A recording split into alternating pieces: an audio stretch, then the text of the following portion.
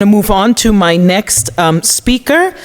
She came to introduce herself to me. She's quite lovely, so we definitely have to hear what she has to say to us. So I'm going to introduce you to Salwa Salem. She is the Sustainable Policy Specialist at Alpin Limited, and let me tell you a little bit about her. She's going to be speaking about landscape in the Middle East, the ESG landscape. Salma is a purpose-driven environmental and sustainability specialist, a well-accredited professional and a leader in corporate responsibility. With a master's in sustainability leadership and a bachelor's in environmental health and safety, she combines passion with expertise. Certified in, do I say LEED, L-E-E-D, or just LEED? LEED, okay, so I'm getting it right. LEED Green Associate, GRI and NABOSH, and IOSH. Salwa excels in leading sustainability projects, influencing public policy, and managing green building initiatives.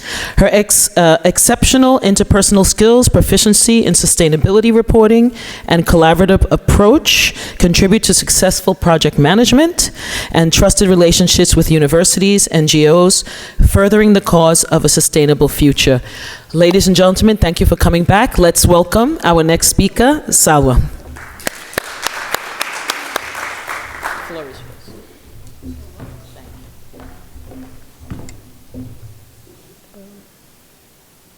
Do you have a pointer?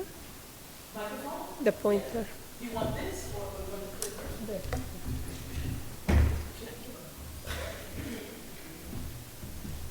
Okay, so welcome everyone in the ESG Reporting Summit.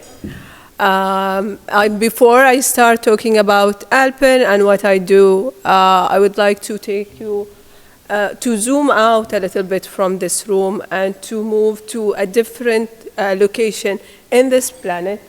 I am taking you with me in a different location while we are talking here. There is a lady that's standing and suffering from climate change. So while we are talking here and relaxing, some people are suffering with a lot of troubles and challenges while they are facing climate change impact. And when I see this picture, I know I'm not just only seeing a lady with that's facing environmental catastrophe. I also see a lady that's facing a lot of justice and social issues in Bangladesh, where they can see their farms all covered with water, and they are losing their source of life. So what are the consequences, or what does this cost us? So based on the statistics, United Nations estimated that only Bangladesh is paying until $3.7 billion annually on climate change. This money could rather be going to educate children, or better improvement of housing or infrastructure, or for example, healthcare system. But rather, it was wasted on climate change. And here, where we come to support our client as a sustainability consultancy firm, where we work with our clients, with governments, with private companies, to support them with their sustainability and ESG reporting. And we try to embrace the concept of sustainable living and try to support them in meeting our common goal to combat climate change. Also, our main headquarters is in Masdar City. I'm sure that most of you have heard about Masdar City and the vision on sustainable living. And we are now part of CITIC Group, which is international engineering company from France.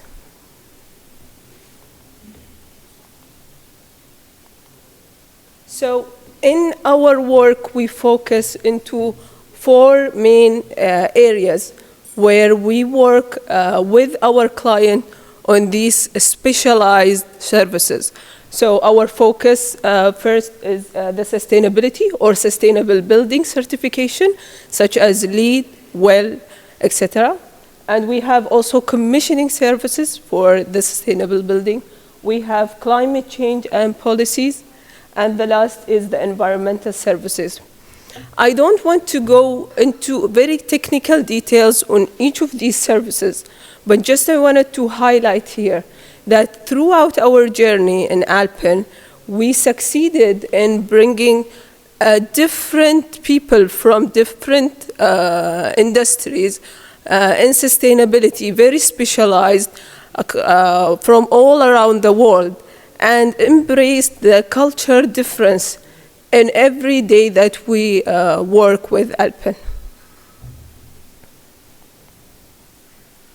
And something that I'm also proud of it, and Alpin very proud to provide, which is to bring awareness on these specific and specialized topic and services. We always try to put research and articles in our website and very specialized topic to bring the awareness of people about sustainability and sustainability topics. I think we can move with the background since you started with it. Thank you. Okay. So before I go to discuss more about the MENA region landscape, let's talk globally. What are the things that have been happening until now?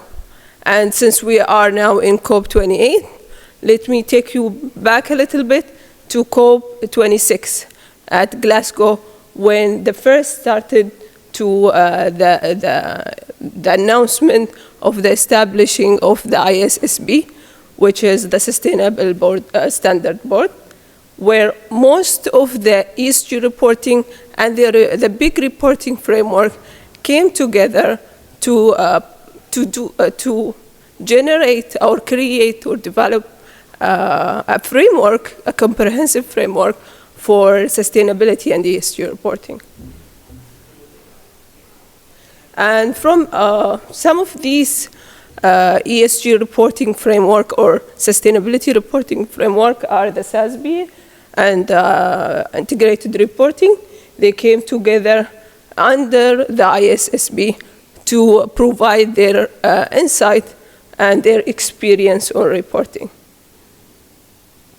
In 2023, we noticed, we saw that this effort to join their experience have been fruitful with the publishing of S1 and S2, which is the general disclosure and the climate change disclosure. And by late of 2023, we have witnessed the collaboration between GRI and ISSB on providing a network for innovation solutions.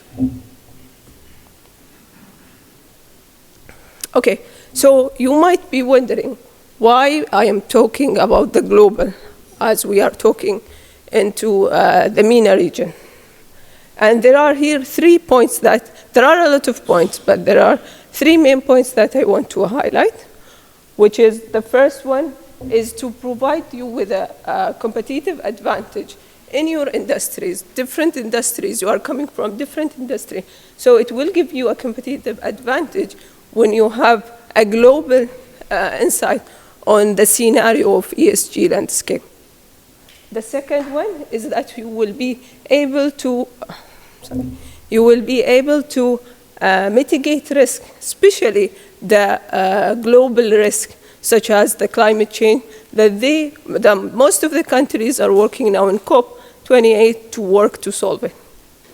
And the last one is to enhance the performance and to enhance your ESG performance in different topics and improve your practices and lead by example and use these best practices to be ahead and to improve your work.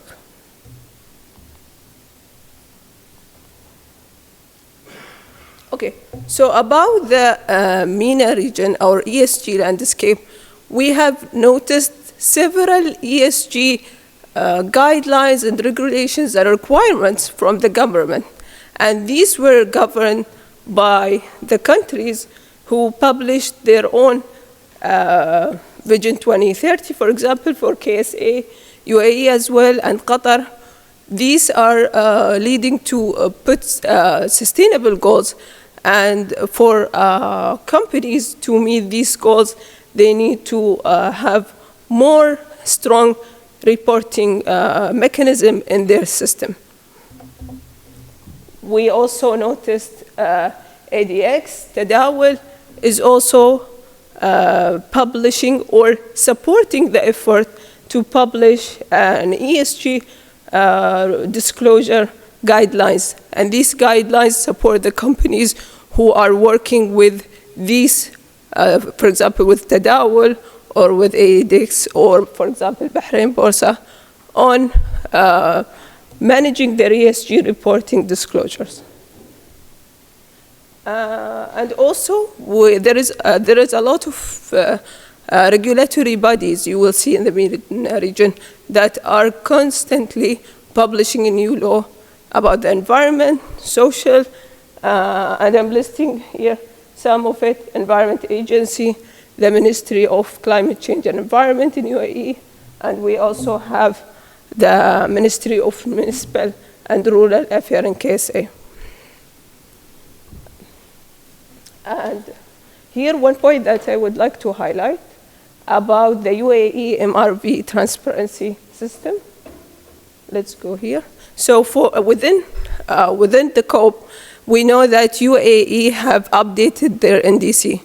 And within the NDC, mentioned a strategic goal to establish a plan for their monitoring, reporting, and verification process. And this is very important for everyone in the room, that we support the effort of the government to develop this plan on reporting and enhancing the effort of reporting.